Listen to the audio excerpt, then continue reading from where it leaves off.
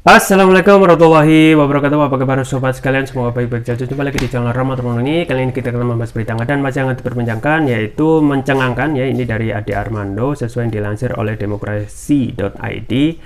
Ade Armando belak-belakan soal faktor Anies Baswedan yang semakin nyata bisa jadi presiden 2024 ya. Jadi ini menjadi ancaman ya, dan kadang ini tidak disadari oleh para politisi termasuk lawan politik dari Anies yang saat ini masih terlihat santai-santai ya.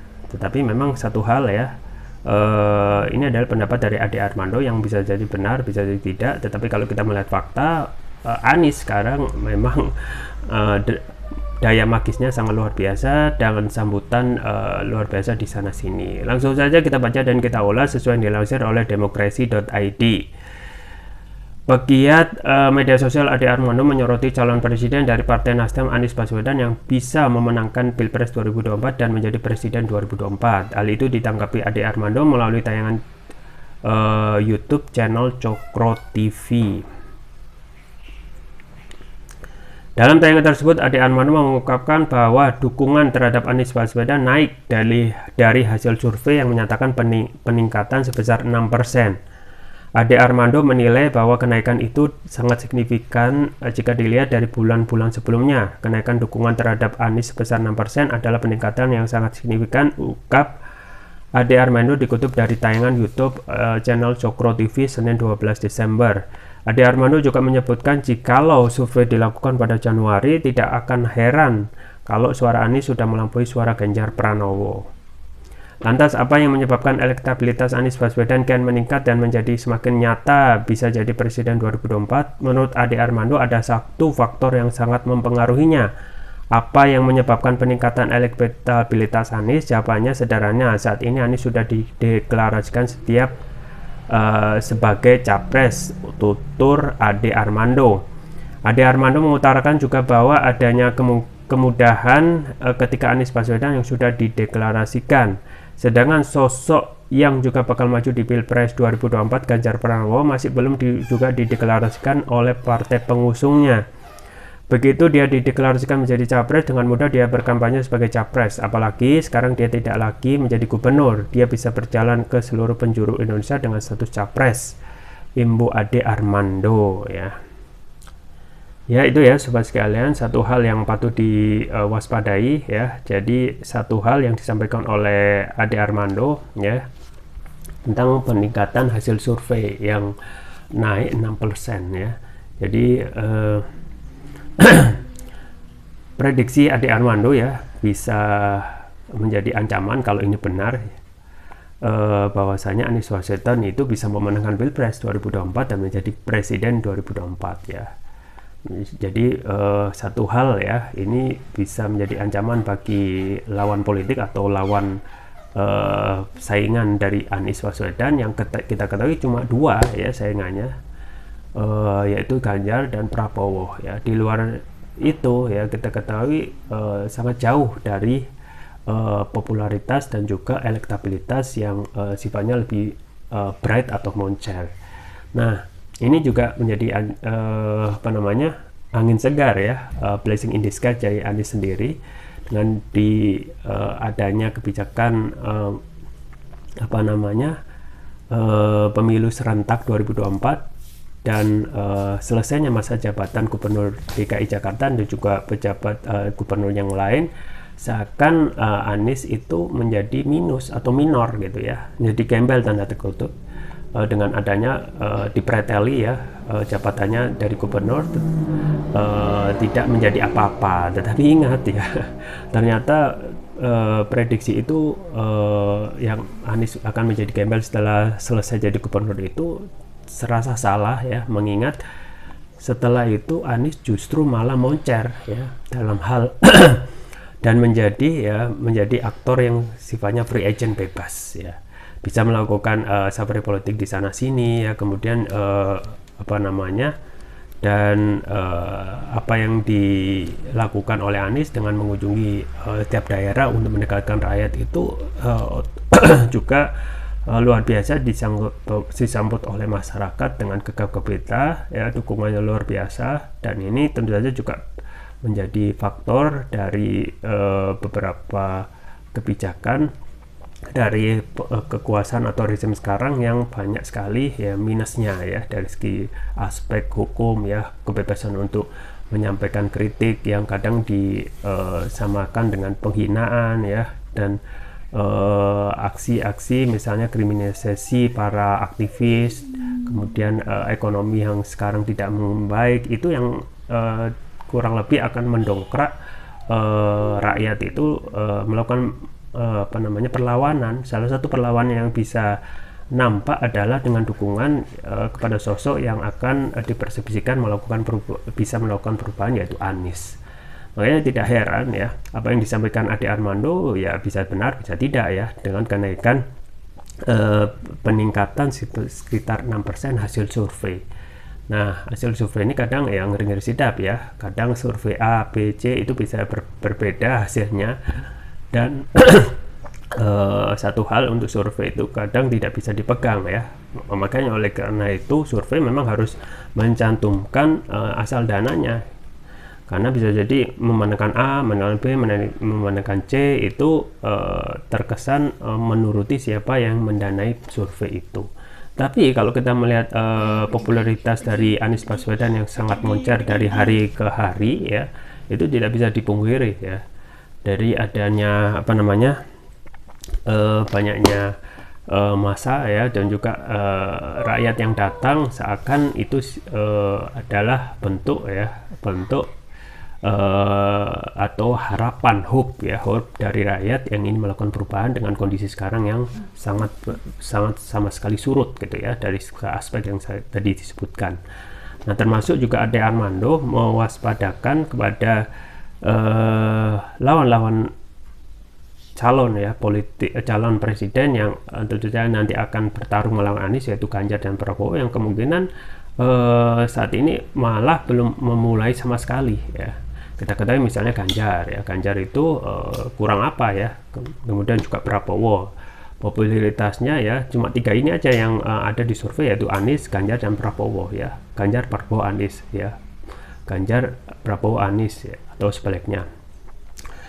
Ganjar saat ini malah ya dengan popularitas yang bagus juga ya di beberapa survei, juga di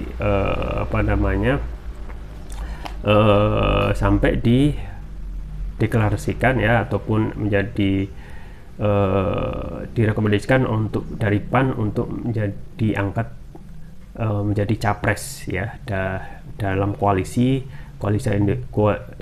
Indonesia Bersatu. Nah, memang Ade Armando ini ya, kalau berhitung sejak Januari ya, awal tahun itu sehingga sekarang otomatis sudah mencapai atau melampaui ya suara yang signifikan dari Ganjar ya. Karena apa? Karena Anies sedari awal ya sudah menjadi free agent ya, sudah selesai masa jabatannya sebagai gubernur, otomatis sudah melakukan bebas sebagai warga negara biasa. Sedang di sisi lain ya, Ganjar masih menjabat gubernur ya, satu hal yang tidak tentu saja secara etik dan juga hukum ya, Ganjar otomatis belum bisa melakukan kunjungan-kunjungan di daerah yang sifatnya bermotif kampanye, karena satu hal ya, kalaupun itu dipaksakan akan terjadi dugaan abuse of power. Nah, ini kelemahan dari Ganjar ya. Dari satu sisi Anies sudah melesat duluan, yang sedari awal diprediksi akan menjadi gembel, tetapi in the real condition ya, dari kondisi yang nyata justru ini akan menguntungkan Anies dengan selesainya jabatan gubernur, dan bisa melenggang kangkung melakukan safari politik di beberapa daerah, dari Aceh kita ketahui sambutan luar biasa ya, kemudian di Jogja, Solo, dan yang terakhir itu di Makassar, kemudian juga rencana di Papua juga mendapatkan sambutan yang luar biasa. Dan hal yang fenomenal misalnya di Makassar ya, ada branding mobil yang sekitar 500 mobil yang di paint atau dicat dengan branding Anies ya. Jadi ini kan suatu hal fenomena yang luar biasa yang dinamakan Anies Effect yang hari demi hari kita ketahui ini akan lebih kedepannya ya bisa membuat popularitas Anies itu naik dan bertumbuh ya, mengingat jumlah dukungan, kemudian sambutan, kemudian dengan fenomena mobil sampai 500 branding dengan nama Anies dan lain sebagainya. Dan ini menjadi ancaman bagi pesaing Anies yaitu Ganjar dan juga Prabowo yang saat ini masih terikat dengan jabatan publiknya. Satu, Ganjar sebagai gubernur yang otomatis tidak akan mungkin bisa melakukan kampanye sana sini, dan itu patut diduga akan membahayakan dia karena bisa terjerat yang namanya abuse of power. Pun juga Prabowo ya sebagai Menhan ya, yang juga menjadi sosok yang bakal maju di Pilpres 2024, yang terganjal juga jauh sama jabatan publik yaitu Menteri Pertahanan. Nah, makanya satu hal yang diingatkan oleh Armando ya, yang juga diingatkan oleh teman sedekatnya yaitu Abu Chandra, kemungkinan Ade Armando ini konslet setelah adanya tragedi dipukuli di tengah-tengah masa ya. Itu hal yang biasa saja ya, karena dia adalah intelektual ya, kadang juga harus menyampaikan hal-hal yang sifatnya objektif ya. Kalau hal sesuatu itu sesuai dengan objektivitas ya, misalnya untuk popularitas Anies yang diprediksi akan naik dan saat ini memang naik, itu harus disampaikan ya, dan jangan terus-menerus menyampaikan hal yang sifatnya tidak benar ataupun berita bohong ya. Nah, memang dari awal ya, itulah kemudahan ya ketika seseorang itu tidak menjabat lagi sebagai jabatan publik ya. Itu yang sekarang kondisinya ada pada Anies yang menjadi free agent, dan itu menjadi kekurangan bagi lawan politiknya ataupun saingannya nanti, yaitu Ganjar Pranowo dan Prabowo. Nah, memang Ganjar Pranowo terganjal masalah restu dari Megawati dan PDIP sendiri ya. Tetapi memang kondisinya sekarang masih memanas ya. Tetapi skenario-nya memang suka atau tidak suka ya, PDIP saat ini ya dengan kondisi terpepet dan tidak ada pilihan lagi untuk siapa calon yang akan dimajukan, terpaksa harus ya memajukan Ganjar ya, tidak ada pilihan lain. Nggak mungkin misalnya memajukan Puan ya dengan egois untuk melanjutkan Teras Soekarno. Tetapi hal yang paling signifikan adalah kembali lagi setiap partai yang mengajukan capres itu hanya pikiran satu ya, capacity to win ya, bagaimana untuk memenangkan